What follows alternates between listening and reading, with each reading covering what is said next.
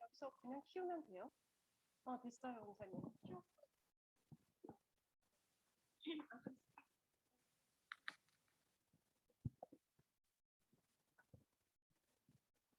네. 안녕하세요. 모미경 권사입니다. 들리시죠? 점심 맛있게 드셨어요? 네, 저도 맛있게 먹었습니다. 오늘은 지난주에 이어서 바울의 2차 전도 여행 두 번째 시간입니다. 먼저 그 옆에 지도 보이시죠? 그래서 2차 전도 여행의 경로를 한번 잠깐 말씀드리고 갈 텐데요. 수리아 안디옥, 이 밑에 안디옥 보이시죠?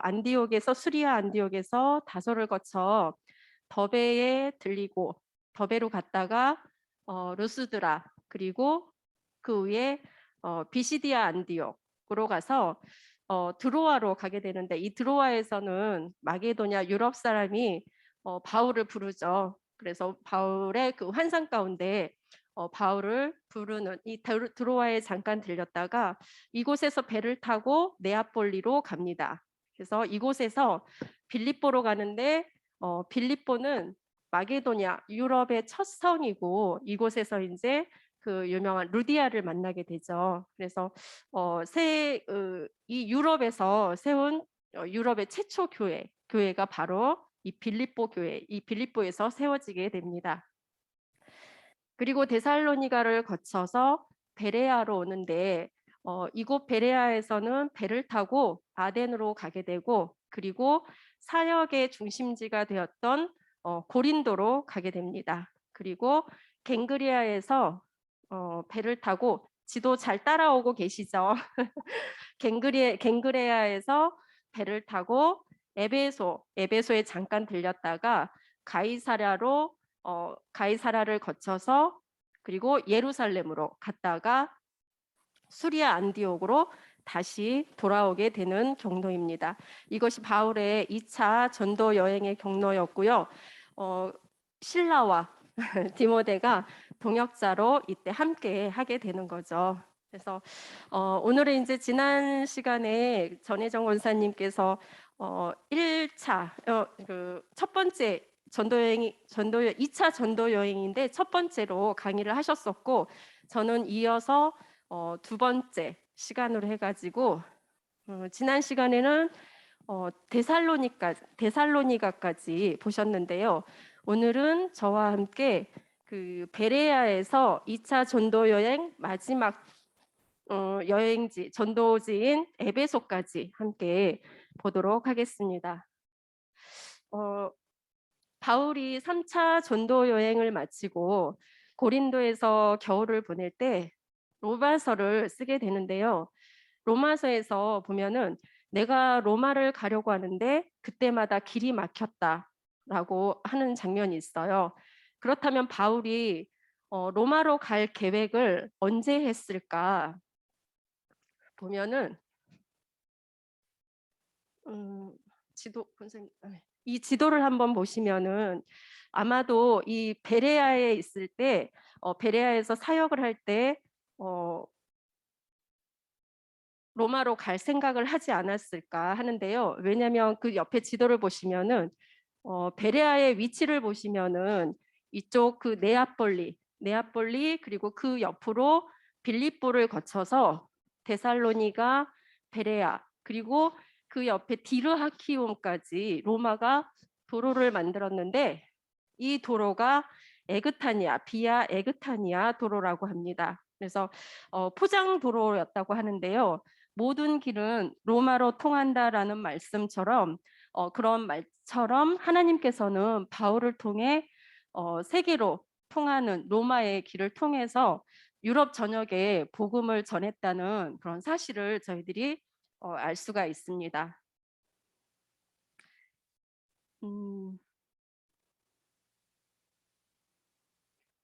그래서 디르하키움에서 배를 타고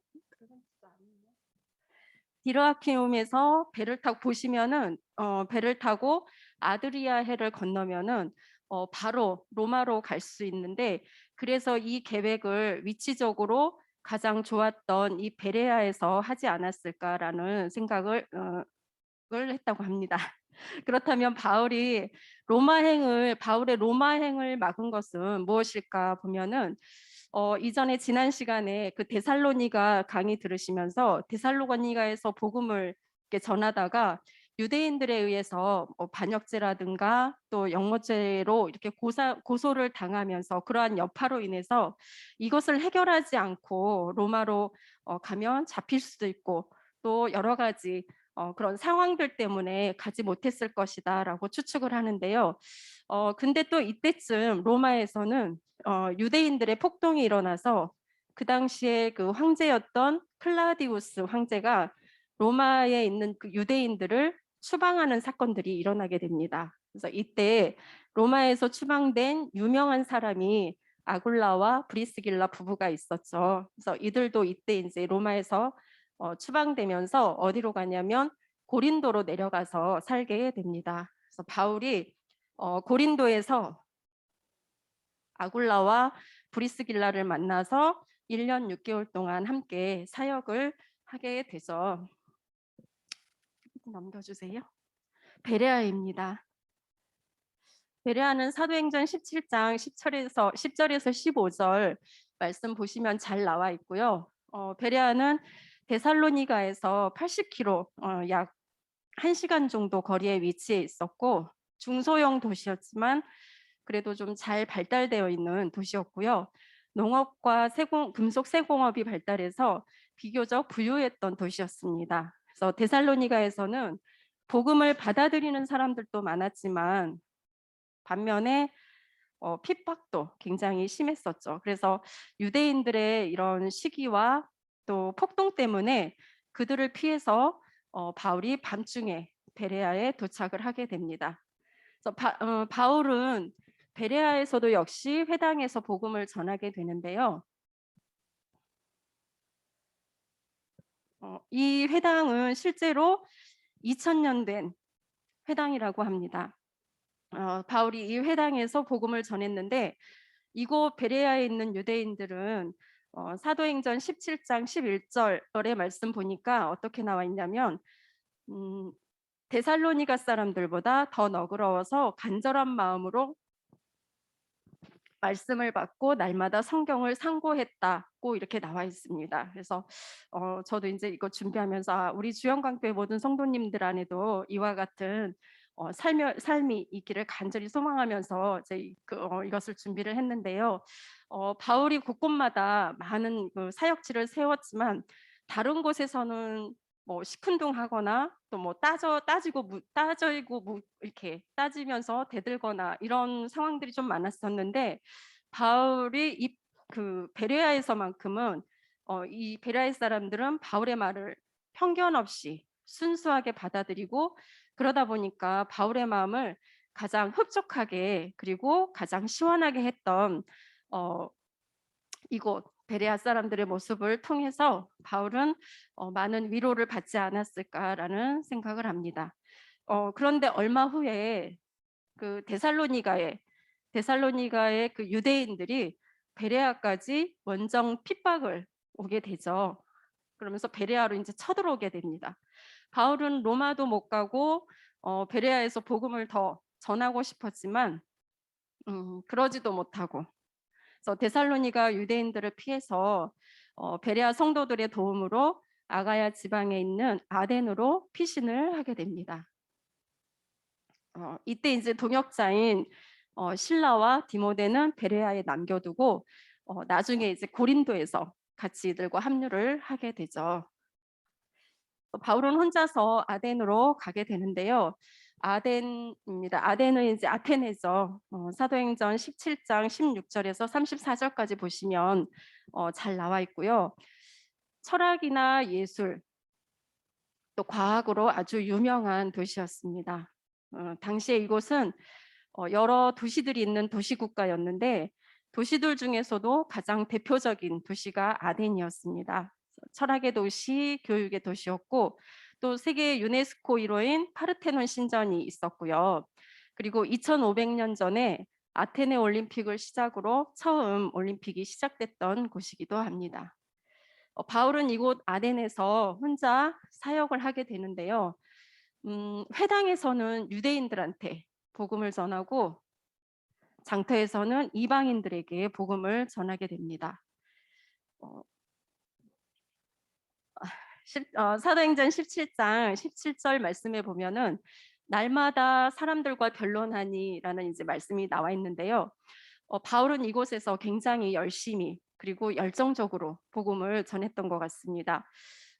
그리고 다음은 아레오바고 법정에서는 알지 못하는 신에게라고 쓰여져 있는 이 실마리를 가지고 그 아덴에 있는 사람들에게 연설을 하게 되죠. 그리고 이곳이 이제 아레오바고 언덕입니다. 이 언덕에서는 예수 그리스도의 부활을 얘기하면서 복음을 전하고 그리고 이곳 아덴에는 파르테논 신전이라든가 위에 보시면 PPT 보시면은 위에 파르테논 신전 유네스코 1호인 파르테논 신전이라든가 또 밑에 제우스 신전이라든가 많은 신전들이 있었고 또 그 옆에 보시면은 소크라테스 감옥에 보이시죠. 그래서 이곳에는 이제 악법도 법이다라는 말을 이곳에서 했다고 합니다. 그래서 이런 아덴은 이런 종교나 철학 때문에 복음이 들어가는 게 굉장히 어려웠다고 하는데요. 아덴은 도시 자체가 이제 박물관이라고 할 정도로 유적지가 굉장히 많았고 또 신전들도 많고 그리고 철학과 교육이 굉장히 발달되어 있다 보니까 복음이 신앙이 아닌 철학적으로 변론하고 논쟁거리밖에 되지 않아서 이곳에서 바울의 사역은 크게 성과는 없었습니다. 바울은 또 이곳에서 이제 로마도 못 가고 베레아에서 복음을 더 전하지도 못하고 이런 아쉬운 마음도 있었고 또 그곳에서 실라와 디모데는 두고 왔고 그리고 혼자 아덴으로 갔다가 아덴에서는 큰 성과 없이 아주 착잡한 마음으로 고린도로 가게 됩니다. 그래서 이것이 이제 지금 보이는 그 PPT 그림이 고린도 운하인데요. 고린도 운하는 세계 3대 운하 중에 하나라고 합니다. 파나마, 수에즈, 고린도 이렇게 세계 3대 운하가 있는데 이 고린도는 이 운하로 인해서 무역이 발달되고 굉장히 유명한 그런 부유했던 그런 도시였습니다. 그래서 고린도 운하는 로마의 그 네로 황제가 수천 명의 노예들을 동원하면서까지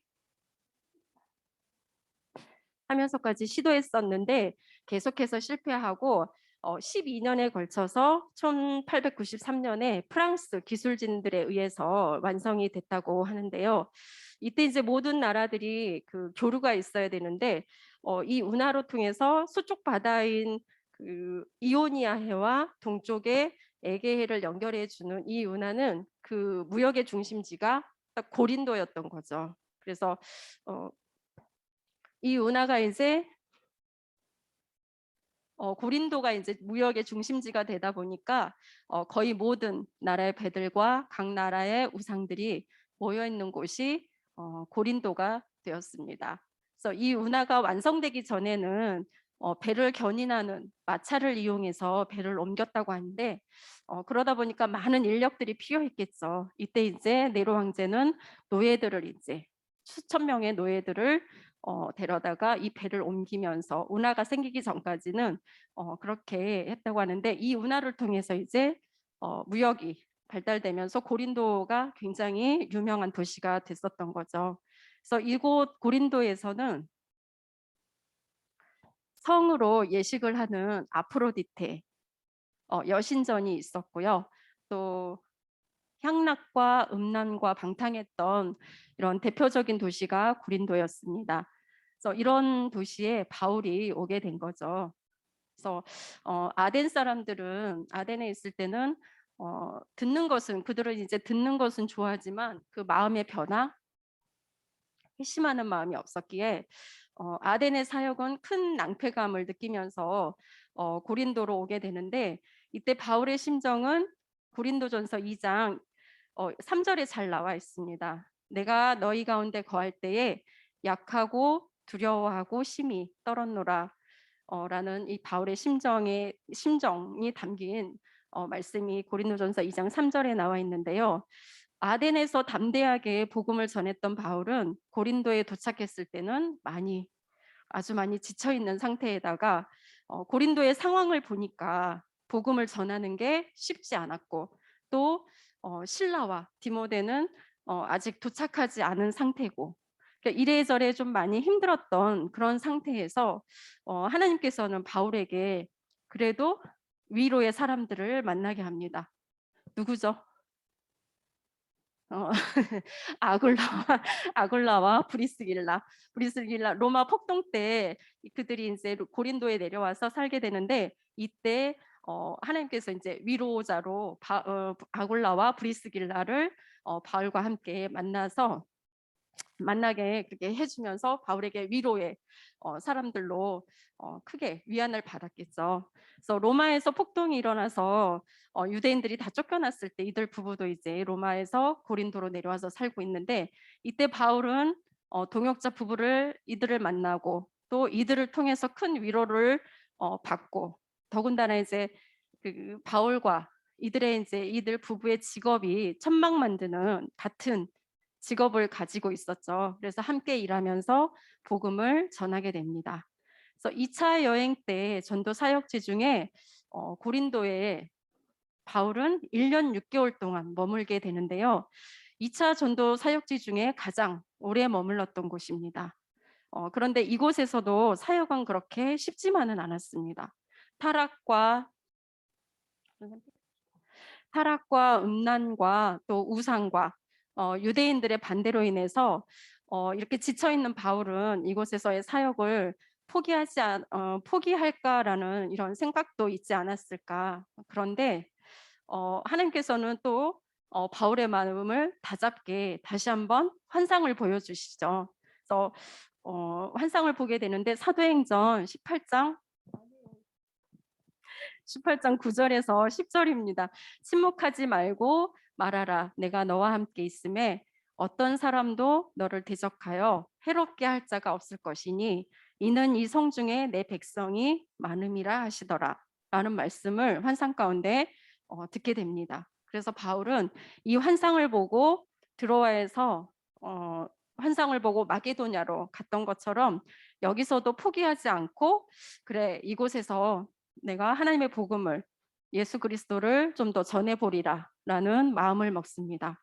이때 또 때마침 베레아에 있던 그 실라와 디모데도 고린도에 도착해서 합류를 하게 되고, 그리고 아굴라와 브리스길라도 같이 해서 이곳 고린도에서 1년 6개월 동안 복음을 전하면서 교회를 세우게 되죠. 그래서 그 교회가 바로 고린도 교회, 아주 큰 교회가 만들어지게 됩니다. 이곳이 고린도 교회입니다.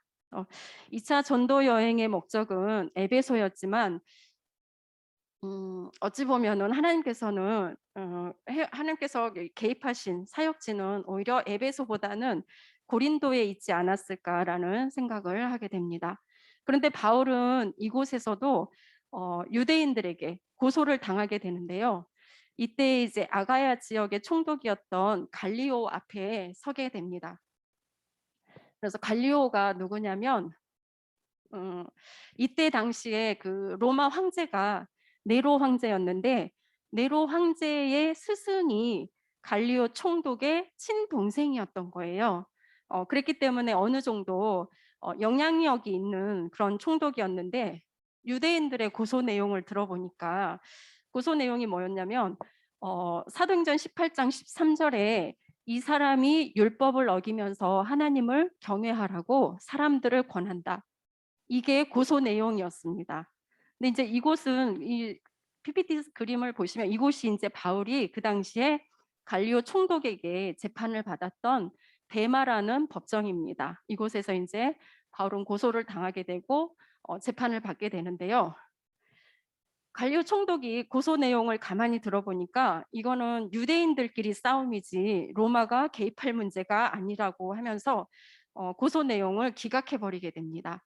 근데 당시 로마 제국은 자기들이 정복한 그 지역의 전통과 종교들을 다 인정해 주면서 종교에 있어서는 관용책을 썼고, 또 유대인들 역시 유대교라는 종교가 있었고, 그래서 유대교는 로마 종교보다 훨씬 역사가 깊고 또 체계가 잘 잡혀 있는 그런 신흥 종교가 아니었기 때문에 인정을 해줬었던 거죠. 근데 이 당시에 바울이 전한 복음이 갈리오 총독이 봤을 때는 유대교 안에 있는 또 다른 이론인가 보다 생각했었는데, 하지만 나중에 이제 바울의 사역이 폭발적으로 성장하면서 기독교인이 생기자, 이건 유대교가 아니구나. 유대교는 유대교만의 그런 정체성이 있는데, 바울이 전하는 복음은 어느 특정인 대상이 특정인 대상이 아니라 우후죽순 여기저기서 믿는 자들이 나오고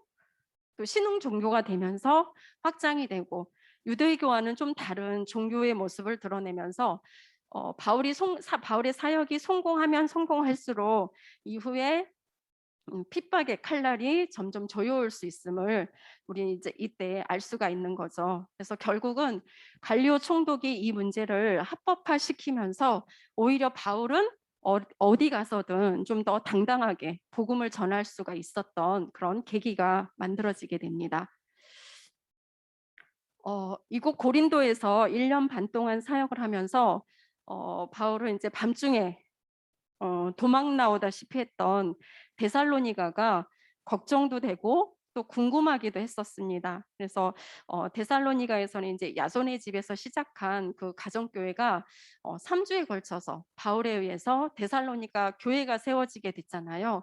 근데 데살로니가 교회는 단시간에 이렇게 강력하게 세워졌던 교회지만 그런 종말론이라든가 또 예수 그리스도의 부활과 재림 등 이런 여러 가지 문제에 대해서 좀 문제가 좀 있었던 그런 교회였던 거예요. 그래서 이때 이제 데살로니가로 파송했던 디모데를 통해서 어려운 그런 상황에 있는 성도들에게 격려와 또 재림 신앙에 대한 그런 합당한 삶을 살도록 권면하면서 쓴 편지가 데살로니가 전후서로 이곳 고린도에서 쓰여지게 된 것입니다. 그래서 이곳에서 1년 반 동안 사역을 마치고 바울은 아골라와 브리스길라와 함께 가고 싶었던 에베소로 가게 됩니다. 그래서 에베소는 지도를 보시면은 로마 쪽에서는 고린도가 항구고 아시아 쪽에서는 갱그리아가 항구가 되는데요.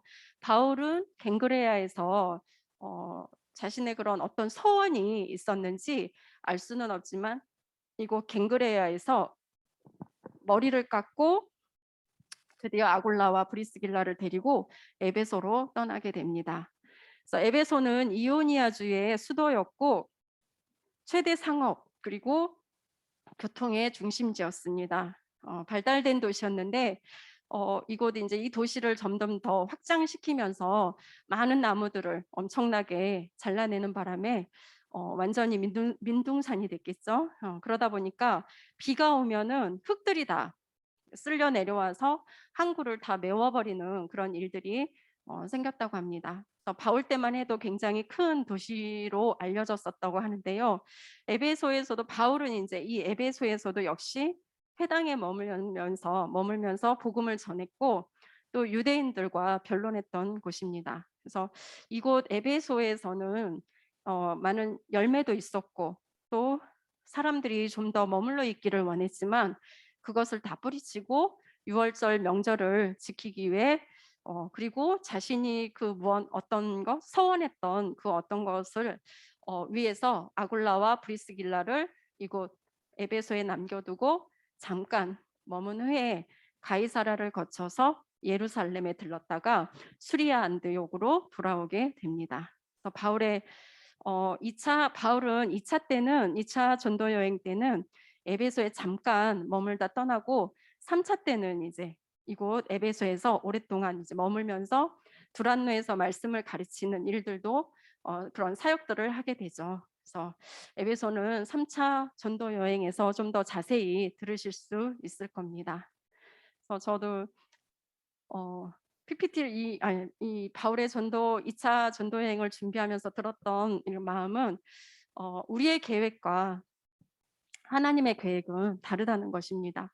성령 하나님의 인도하심 가운데 바울이 아시아 지역에 복음을 전하려던 바울은 환상을 보고 유럽으로 가서 복음을 또 전하게 되고, 또 고린도에서 역시 환상 가운데 주님의 말씀에 순종해서 힘든 그런 사역지였지만 그래도 그 말씀에 순종함으로 인해서 그곳에서 복음을 전함으로 인해 그 고린도에 큰 교회가 세워지게 되는 것을 볼 수 있었죠. 그래서 우리도 항상 하나님의 뜻이 어디에 있는지 주님의 음성에 귀 기울이면서 주시는 마음 가운데 순종하는 삶으로 살아내야 되지 않을까라는 생각을 해봤습니다.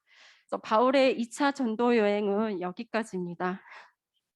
들어주셔서 감사드리고요. 한 5분 정도 쉬시고 4분? 26분인데 4분만 쉬시고 바로 이어서 이음래 권사님 3차 전도 여행에 대해서 강의를 듣도록 하겠습니다. 감사합니다.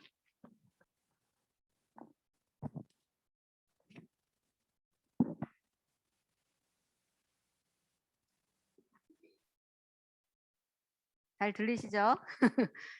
지금 2차 따끈따끈하게 2차 전도 여행을 들으셨기 때문에 이게 이어져서 3차 전도 여행은 이어져 있는 이야기여서 그러면 아마 이해하기가 조금 더 쉬우실 것 같으세요.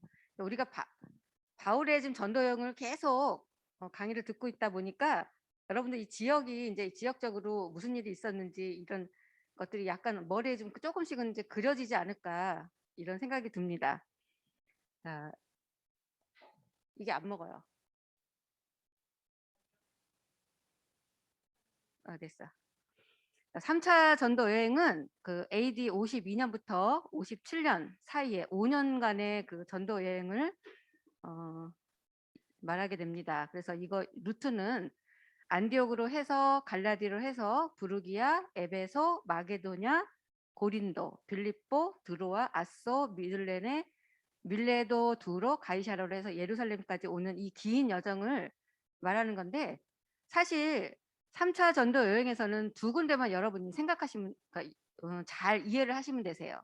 그러니까 뭐 다른데 이렇게 거쳐간 모든 도시들보다 지금 아까 2차 전도 여행에서 사도 바울이 정말 오랫동안 머물면서 그 복음을 전하고자 했던 곳이 에베소였죠. 그래서 이 에베소에 아쉽게 브리스길라와 아굴라를 두고 예루살렘으로 갔던 그 바울이 다시 이제 3차 전도여행을 통해서 에베소에서 사역을 하게 되고요. 그리고 뜻하지 않게 2차 전도여행 때에서 오래 머물렀던 데가 어디 있다고 조금 아까 말씀해 주셨죠? 고린도. 이 고린도 요 두 가지만 3차 전도 여행에서 대표적인 곳이기 때문에 여러분이 잘 생각을 하시면 될 것 같아요. 그래서 요 루트가 요렇게 되어 있는데 지금 초록색은 3차 전도 여행을 가는 루트예요. 그래서 다소, 더베, 이고니온, 루스드라, 이고니온 이렇게 쭉 갔다가 고린도를 거쳐서 다시 여기 아덴으로 해서 베레아를 해서 빌립보를 해서 이렇게 쭉 오는 여정이 빨간색으로 쭉 되어 있는 거는 다시 예루살렘으로 돌아오는 그런 여정입니다.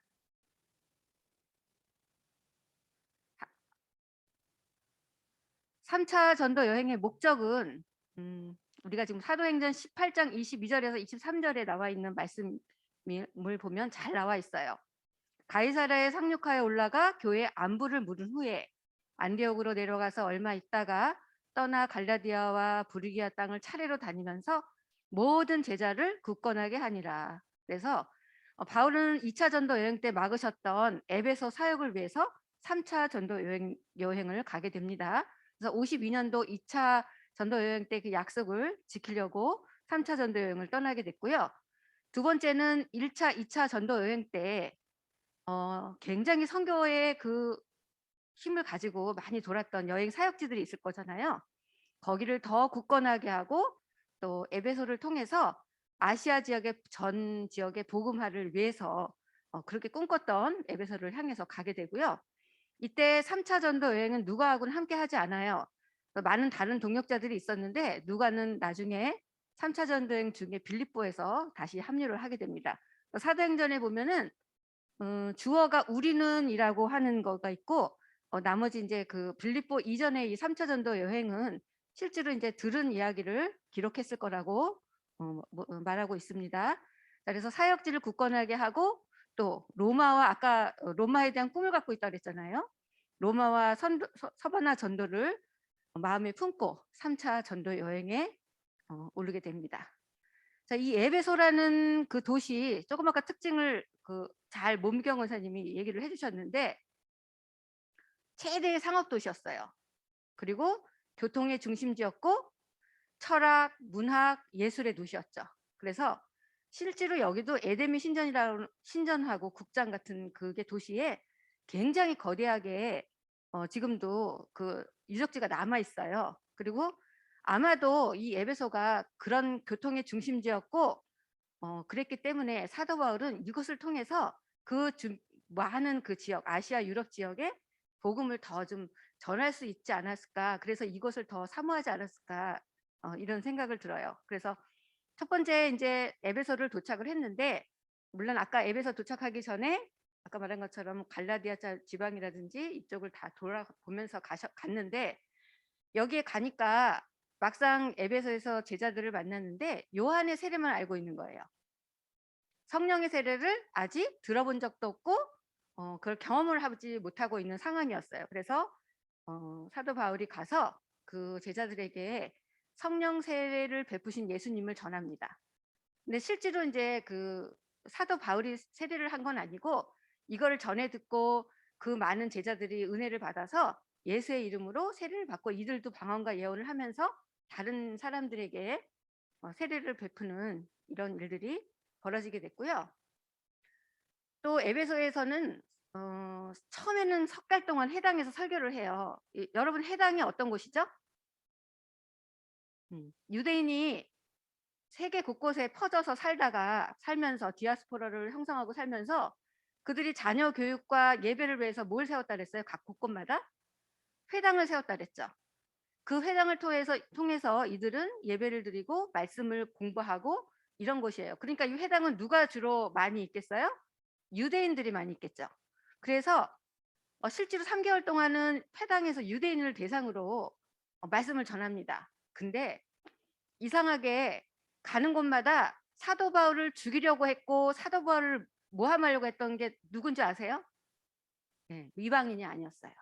오히려 이방인들은 굉장히 사모하는 마음으로 사도 바울이 오는 것을 굉장히 받아들이고 오히려 그랬다면 사도 바울을 해치려고 하고 늘 음모와 늘 방해를 했던 거는 같은 민족인 유대인이었어요. 그래서 이 3개월 동안 회당에서 유대인을 대상으로 설교를 하는데 결국은 사도 바울이 거기서 쫓겨나 버렸어요. 그래서 사도 바울은 큰 꿈을 갖고 지금 에베소를 간 거잖아요. 그래서 거기 소수의 개종자, 그러니까 유대인 중에서도 그래도 개종한 그 사람들이 있었기 때문에 소수의 개종자를 데리고 어디로 가느냐? 두란노 서원에서 사역을 하게 됩니다. 자, 이 두란노 서원이라는 것은 그 지역이 에베소 지역이 제가 철학과 문학과 예술의 도시라 그랬잖아요. 그래서 많은 철학이라든지 이런 거에 대해서 토론을 할 수 있는 그런 서원이었어요. 근데 이곳에 실제로 이제 그 사도 바울은 에베소에서 사역을 하는 동안은 자기 손으로 일을 하면서 생활비를 벌어야 되는 형편이었거든요. 그래서 아침과 저녁에는 그 천막 짓는 그런 일을 했다 그랬잖아요. 여기 에베소에 지금 브리스길라와 아굴라가 있었다 그랬잖아요. 2차 전도 여행 때 두고 떠났기 때문에 그들과 함께 여전히 자기의 노동과 노력으로 생활비를 마련해서 열심히 벌면서 이들이 이제 낮에 블랙타임이라는 게 있어요. 그러니까 그 낮에 낮잠을 자는 시간이 있습니다. 그런 문화가 이제 저쪽 유럽이라든지 아시아 쪽에 있는데 낮에 제일 더울 때는 일을 안 하고 이들이 잠을 자는데 아마 그 시간을 이용해서 그게 한 4시간에서 5시간 정도 됐다고 해요. 그래서 새벽하고 저녁에는 일을 하고 낮에는 열심히 그 복음을 전하는 이런 일들을 두란노 서원에서 하게 되는데 2년간 여기서 사역을 하게 됩니다. 근데 이 에베소에는요, 아까 말한 것처럼 예술과 철학과 문화가 굉장히 발달을 했는데 그 중에 한 가지가 마술이라는 거예요. 마술이 굉장히 발달을 해 있는 도시였어요. 그래서 심지어는 대제사장 가문 유대인 출신 마술사도 있었고요. 이들이 이 마술로 유명한 에베소에서 사도 바울의 말씀을 듣고 막 회개를 한 거예요. 야, 우리는 더 이상 이제 마술을 버려야 해. 이건 우상일 뿐이야. 그래서 이들이 바울의 설교를 듣고 회개해서요. 실제로 마술책을 불살랐는데 이건 굉장히 값비싼 그때 서적이었다고 합니다. 그래서 굉장히 값이 나가는 것임에도 불구하고 이들이 회개의 마음으로 이거를 불살랐다고 해요. 그만큼 사도 바울의 복음의 능력이 굉장히 많이 크게 확산이 됐던 거죠. 그래서 에베소 사역에서 또 어떤 일이 있었냐면 에베소 사람들은요 아데미 여신이라는 여신을 섬겨요. 그래서 가는 곳마다 신전도 있었고요. 실제로 아데미 여신이 어떻게 생겼냐면 이렇게 생겼어요. 이렇게 생겼는데 이게 이제 은으로 작게 만들어서 왜 우리가 그 집에 보면은 이제 뭐 작은 우상들 같은 거 이렇게 막 잘 놓잖아요. 그런 것처럼 이 에베소 지역에 이거를 은장색이라 그러는데 은으로 만든 이 아데미 여신상을 작게 만들어서 그걸 집집마다 두는 그런 우상이 있었던 거죠. 근데 이, 이 은장색 이 은장색을 파는 사람이 있었을 거 아니에요. 이거를 팔아서 먹고 살았던 사람이 있는데 아니 사도 바울이 막 복음을 전파하니까 사람들이 이제 우상을 멀리하게 되고 당연히 은장색의 매출이 급격하게 감소가 되겠죠. 그러다 보니 데메드리오라는 사람이 그 은장색 중에 대표였는데 아니 우리 못 먹고 살 수가 없어. 응? 사도 바울 때문에 도대체 우리가 이거를 은으로 만든 이거를 팔아야 먹고 사는데 그래서 막 시위를 벌입니다. 그래서 너무 막 시끄러워요.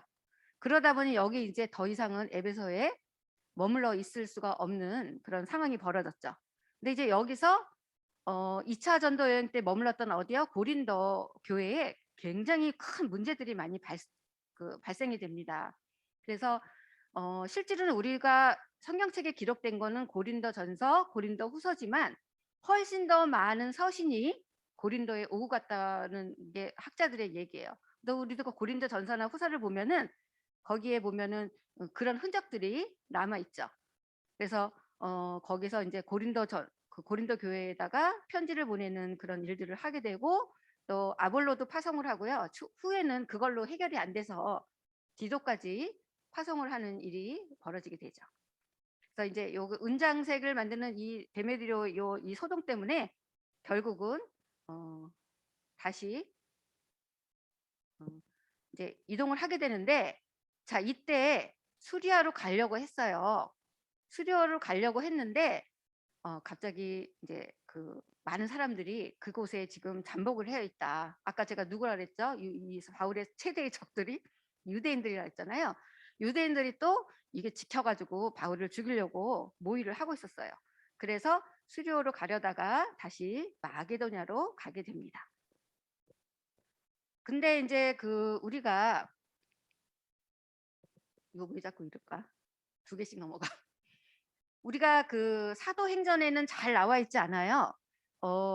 마게도냐로 해서 고린도까지 가는 여정이 별로 나와 있지는 않는데 로마서에 보면은 일루리곤이라는 곳이 나옵니다. 지금 지도에 보이시죠? 네, 그 마게도냐 5에 일루리곤이라는 곳이 있고 그 옆에 로마, 그 밑에 이제 고린도가 보이실 텐데 1년 6개월의 시간이 사도행전에는 잘 기록되어 있지 않아요. 근데 실제로 이제 로마서를 봤을 때 고린도 가는 그 여정에 일루리곤이라는 곳에서 사도 바울이 사역을 했다는 것을 미루어 알 수 있습니다. 근데 여기 이제 기록은 자세하게 나와 있지 않지만 아무래도 이곳에서 고린도를 향한 서신도 계속 오고 가면서 주고 받았을 거라고 생각을 합니다. 자, 이제 그래서 아까 제가 말한 것처럼 1년 6개월을 거쳐서 고린도를 다시 이제 도착을 해요. 고린도에서 여러 가지 문제가 많았어요. 사실은 이 고린도에는 이제 사도 바울이 2차 여행 때 1년 반 동안 그렇게 사역을 했었고 교회가 세워졌는데 이 고린도 사람들은 굉장히 좀 뭐랄까 은사적인 사람들이 많이 있었다고 해요. 그래서 실제로 뭐 굉장히 이제 영적인 은사들을 가지고 있지 않으면 막 무시를 하고 또 심지어 사도 바울이 그때 고린도에 있으면서 굉장히 상처를 많이 받았다고 해요. 어떤 상처요? 사도에 대한 권위를 인정하지 않고 이들은 그냥 그 영적인 은사들에 대한 것만 인정을 하는 사람들이었던 거예요. 그래서 그 수많은 서신들을 보면은 어떤 문제들이 있는 줄 아냐면요. 이런 거. 뭐 결혼, 또 우상에게 바쳐진 음식을 어떻게 해야 할 것인가, 또 영적인 은사들에 대해서, 또 몸의 부활에 대해서, 또 뭐 무슨 아볼로파, 베드로파, 그리스파, 뭐 바울파 이런 당파에 대해서, 또 음행하는 자들에 대해서 이런 수많은 교회에서 생길 수 있는 모든 문제들에 대한 그 서신들이 이 당시에 이제 이 시기에 주고받았던 것 같아요. 근데 사도 바울은 그 교회에서 생길 수 있는 모든 문제들에 대해서 굉장히 신학적이고 또 실천적인 답변을 고린도 전후서를 통해서 해답을 그들에게 주죠. 그래서 사실은 이제 굉장히 걱정을 하면서 이제 고린도 그 교회를 다시 가게 되는데, 거기에 보면은 고린도 후서에 보면 이렇게 나와 있어요. 눈물로 쓴 엄중한 편지를 보냈다고 나와 있죠. 그래서 내가 마음에 큰 눌림과 걱정이 있어 많은 눈물로 너희에게 썼노니, 이런 말들이 있는데 처음에는 고린도전서에는 강하게 사도 바울이 편지를 써요. 그들을 배척하라, 음행하는 자들 내쫓아라, 막 이런 식으로. 근데 나중에 고린도 후서에서는 사도 바울이 다 자기를 대적했던 사람도 용서하고 너희들도 용서하라고 이렇게 하죠. 그런데 이제 막상 이제 이런 서신이 왔다 갔다 하고 걱정을 하면서 고린도 교회를 갔는데, 고린도 교회는 이제 그 서신을 통해서 많은 사람들이 회개를 해서 아마도 이제 그래도 좀 편안한 분위기가 됐었던 것 같아요. 그래서 다시 이제 그 고린도에서 다시 사도 바울은 뭘 꿈꾸기 시작하냐면, 아, 로마를 가야 되는데, 로마를 통해서 저 땅끝까지 복음을 전해야 되는데 이 꿈을 버리지 않고 다시 한번 생각하는 그런 시간들을 가지게 됩니다. 그래서 실제로 고린도에서 이제 이렇게 사역을 하는데,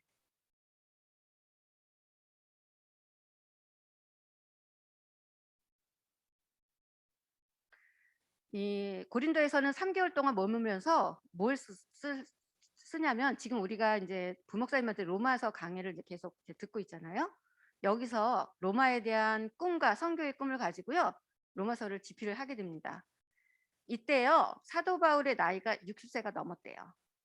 여러분 같으면 1차, 2차, 3차 이렇게 힘들게 선교를 하고 매 맞고 돌로 맞고 죽을 뻔하고 진짜 이런 역경과 고난을 당했으면 여러분 어떡할까요? 60세가 넘었어. 아, 난 이제 늙었으니까 이만큼 하면 내가 잘했지 하고 은퇴하고 쉴 수도 있을 것 같아요. 지금 우리가 지금 약간 내가 이 나이에도 이게 강의를 해야 돼, 내가 이 나이에도 볼링을 치러 다녀야 돼, 내가 뭐 하여튼 우리도 약간 그런 마음이 있잖아요. 근데 이미 이때 60세가 훨씬 넘은 사도 바울은요, 더 큰 선교의 꿈을 갖고 있는 거예요. 내가 1차, 2차, 3차 그렇게 전도 여행을 했지만 나는 하나님께서 분명히 땅끝까지 복음을 전하라고 했어. 그러니 나는 로마를 갈 거야. 그리고 로마를 통해서 저 땅끝인 저 스페인어를 가서 땅끝까지 전하라는 하나님의 그 복음의 사명을 감당을 해야 할 거야. 이런 계획과 플랜을 세우면서 더 큰 선교의 꿈과 열정을 가졌다는 사실에 정말 놀라지가 않을 수가 없어요. 그래서 내가 이거를 이 3차 전도 여행을 준비를 하면서, 그래, 우리는 물론 주 영광교회 이 역사도 굉장히 뭐 짧다면 짧고 길다면 길지만 더 큰 선교의 꿈과 우리 열정을, 우리가 나이가 들었다고 이거를 포기하거나 나이가 들었다고 접는 게 아니라 더 큰 꿈을 가지고 더 큰 열정을 가지고 우리도 해야 되지 않을까, 제가 이런 생각을 하면서 3차 전도 여행을 이제 준비를 했어요. 그래서 이제 고린도를 해서 이렇게 해서 이게 돌아오는 길에 갱그리아 항구에서 이제 예루살렘을 떠날 동행들의 명단을 이렇게 이제 20장 4절에는 대표적인 제자들만 이렇게 동역자들만 나와 있죠. 근데 실제로요, 갱그리아 항구에서 예루살렘으로 갈 때요, 사도 바울의 동역자가 몇 명이었는지 아십니까? 저도 이제 이거 자료 조사하면서 깜짝 놀랐는데, 그 사절단이 이제 그 예루살렘으로 가려고 했던 그 사절단이 100명이 넘었다고 그래요. 그런 기록이 남아 있는데 실제로 이제 갱그리앙에서 가가지고 예루살렘을 가려고 했는데 또 바울의 목숨을 노리는 유대인들이 있다는 소식을 들어요. 정보를 듣고 루트를 변경하게 됩니다. 그래서 본인은 다시 육로로 가다가 빌립보에서 이제 누가와 합류해가지고 나중에 이제 일행들하고 같이 합류하게 되는데 여기가 그 유명한 이제 도보로 걷는 그런 루트가. 그래서 지난번에 갑자기 그 생각이 났어요. 작은 사모님께서 이 육로를 걸으면서 사도 바울은 무슨 생각을 하면서 걸었을까? 무슨 생각을 하면서 그 긴 여정을 정리를 했을까? 사도 바울이 한번 돼보자 뭐 그렇게 하셔서 말씀을 전해주셨는데 유대인들의 정보로 루트를 바꿔서 다시 빌립보로 해서 누가랑 합류를 해서 어디로 가느냐? 드로아로 가게 됩니다. 드로아에는 뭐 사건은 유두고 사건 정도가 있어요. 그래서 그때요 참 사도 바울은 가는 곳마다 드로아에서는 잠깐밖에 있을 수가 없었거든요. 그러니까 마음이 급한 거예요. 막 복음을 열정적으로 전하고 싶은데 시간이 없어. 그래서 밤이고 낮이고 그냥 1박 2일로 계속 강의를 한 거예요. 복음을 전한 거예요. 자, 그러니 유두고가 뭐 말씀 듣다가 졸려서 넘어졌다기보다는요. 저는 그렇게 생각을 해요. 이들이 복음에 대한 열정이 있었는데 너무 밤낮으로 이렇게 복음을 듣다 보니까 그 창가에 앉아있던 유두고가 결국은 어떻게 됐어요? 떨어져서 이제 죽었다 그랬잖아요. 근데 이게 말씀을 듣기 싫거나 우리가 그래서 유두고가 그런 건 아니었기 때문에 결국은 이제 사도 바울이 유두고를 살리죠. 다시 살리는 이런 일이 일어나는데 이들이 그만큼의 복음의 열정이 있었다는 거. 그래서 우리가 조금 아까 이제 마지막 그 사도행전 20장의 23절에 있는 24절 말씀을 아까 보니까 그 모미경 원사님 맨 마지막에 PPT에다가 이걸 해놨는데 내가 일부러 이걸 안 넘겼어요. 그 이유가 뭐냐면 이게 3차 전도 여행 때 그 밀레도라는 곳에서 사도 바울이 마음을 먹습니다. 아무래도 내가 예루살렘을 가면 어떻게 될지 모르고 또 로마로 가게 될지 아니면 순교할지도 모르니 마지막이니까 내가 이들에게 약간 유언적인 고별 설교를 해야 되겠다. 그래서 에베소에 3년 2년 동안 막 갈고 닦은 게 있잖아요. 그곳에 있는 장로님들을 부릅니다. 거기 이제 밀레도라는 곳에서. 그래서 그를 불러놓고 지금 이렇게 눈물로 고별 설교를 하고 있는 거예요. 그래서 오직 성령이 각 성에서 내게 증언하여 결박과 환난이 나를 기다린다 하시나 내가 달려갈 길과 주 예수께 받은 사명 곧 하나님의 은혜의 복음을 증언하는 일을 마치려 하면은 나의 생명조차 조금 더 귀한 것으로 여기지 아니하노라. 이 고별 설교를 하면서 울면서 하면서 다시 예루살렘으로 가는 그 사도 바울의 심정을 우리가 볼 수 있죠. 자, 3차 전등을 통해서 그러면 우리가 뭘 깨달아야 될까요? 아까 말한 것처럼 밀레도의 고별 설교를 통해서 내가 마지막으로 달려갈 길이 어딘 것인지, 내가 선교의 사명을 어떻게 끝까지 다하려고 하는 사도 바울의 이 결심을 우리가 잘 느낄 수 있으면 좋겠고요. 많은 이들이 만류를 해요. 예루살렘으로 가면 죽을 겁니다. 예루살렘으로 가면 안 됩니다. 그런데 나는 그래도 가야겠다고 해죠. 지금 사순절 기간인데 저 잠깐 그런 생각을 해봤어요. 예수님도 종려주일에 예루살렘에 입성을 하시면서 죽을 걸 아시죠? 일주일 있으면 내가 십자가 달려서 죽어야 돼. 그걸 아세요. 아심에도 불구하고 물론 이제 열심히 그 겟세마네 동산에서 기도를 하시고 그리고 마음을 굳게 하시고 가시지만 그것이 때로 죽음의 길일지라도 그리스도인이라면 갈 수 있어야 되지 않을까. 물론 저도 그런 믿음이 거기까지 가지는 않았지만 많은 만류에도 불구하고 사도 바울은 다시 예루살렘으로 가게 되고요. 후에 어쨌든 그 꿈꿨던 선교의 사명을 이룹니다. 로마를 가게 됐고 서바나까지 선교의 사명을 다 하죠. 그래서 우리는 이 3차 전도 여행을 통해서 하나님 나라에 대한 꿈과 소망을 그리고 사명을 끝까지 포기하지 않은 바울처럼 우리 모두도 끝까지 포기하지 않고 감당하는 저와 여러분이 됐으면 좋겠습니다. 오늘은 3차 전도 여행은 여기서 마치겠습니다. 감사합니다.